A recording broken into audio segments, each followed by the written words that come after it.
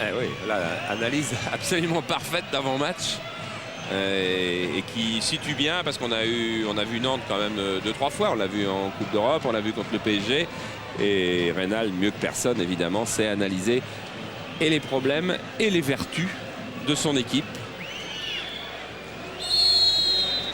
Voilà le coup d'envoi donné par Jean-Pierre Papin et Lilian Lasland de ce dernier match de la 13e journée. Il se passe toujours quelque chose dans un Bordeaux-Nantes. Alors on attend et avec impatience. Cette fois-ci, c'est plus Papin. C'est Ricardino qui va aller essayer d'éloigner la balle de Landreau. Papin, lui, va couper au premier poteau quand il en a l'habitude. Des 2 points Landreau. Reprise de Grenet. Et le but de Jean-Pierre Papin sur cette première frappe de Grenet qui est fou de joie. Jean-Pierre Papin l'est aussi et Bordeaux mène 1-0 à 3 minutes de la pause. Et oui, il faut toujours varier, il faut toujours inventer. Jean-Pierre Papin avait toujours tiré les corners. Donc sans doute que la défense nantaise y était habituée. Alors on a changé, on a envoyé Ricardino. Landreau, pas mal ce qu'il fait, des 2 points. Là il y a une volée immédiate qui va jusqu'à Papin. Et là l'éternel problème qu'on retrouve des minimes première année jusqu'à la finale de la Coupe d'Europe. Les défenseurs sur un corner qui restent figés à leur poteau au lieu de monter.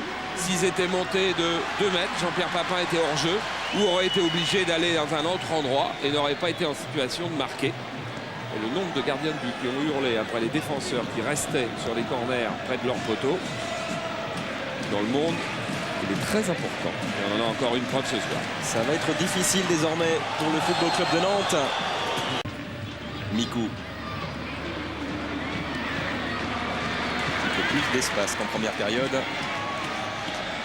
Les ailes. Grenet, c'était pour Papin qui s'en sort au pied. Et la frappe sur le poteau dans la foulée de Peter Luxin. C'est finalement dégagé en catastrophe par l'arrière-garde nantaise. Quelle occasion.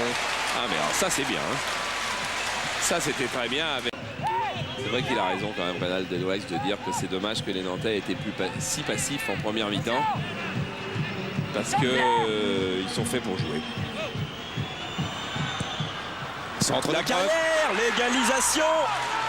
Elle est signée Frédéric Darocha, qui doit être particulièrement heureux de marquer à Bordeaux devant son frère. Égalisation après 17 minutes, 18 minutes en seconde période, un partout. Avec un coup franc, d'abord c'était l'aboutissement d'une période nantaise où il y avait un petit peu de vivacité et beaucoup plus d'entreprise, d'esprit d'entreprise. Et puis un coup franc qui a été joué très très vite. Regardez, hop, il est donné à gauche alors qu'on s'occupe du mur. Mikou l'a vu, mais c'est trop tard. Le centre est parfait. On a juste à se demander lequel des 2 Nantais va marquer. Et Darocha avait l'air si heureux qu'apparemment c'est lui. C'est un événement en tout cas, Charles. J'ai essayé de compter dans ma tête, ça fait 580 minutes que Ulrich Ramé n'avait pas encaissé le moindre but. Après Orlaville, Le Havre, il y a 580 minutes. Voici Darocha qui trompe la vigilance du gardien bordelais. Oh, ça semble complètement décrisper la partie et décrisper les Nantais. Ouais, faute contre épaule. C'est jugé par Monsieur Vessière ainsi. Et Mickaël Landreau est en train de prier devant sa surface de réparation pour que ça fonctionne. Corner de Monterrubio. Gialanza pour la tête au second poteau. Ramé n'est pas lobé et se saisit du ballon. Ouais, c'est un nul, c'est bien. Voilà. Et ça sera le cas. Et c'est terminé. C'est vrai, il est heureux, Mickaël Landreau.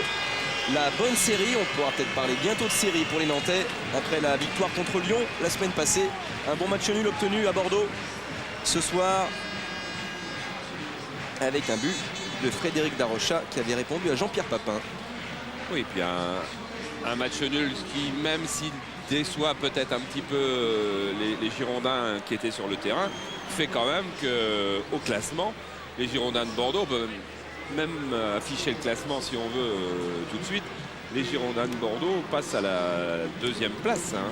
Même si Vincent a retrouvé des joueurs, on peut lire le classement parce que c'est quand même un petit peu l'événement de la soirée. Bordeaux 2e du championnat à 3 points du PSG devant Metz et avec 3 points d'avance sur Marseille et 6 points d'avance sur Auxerre de classement. Il est quand même petit à petit en train de se mettre en place.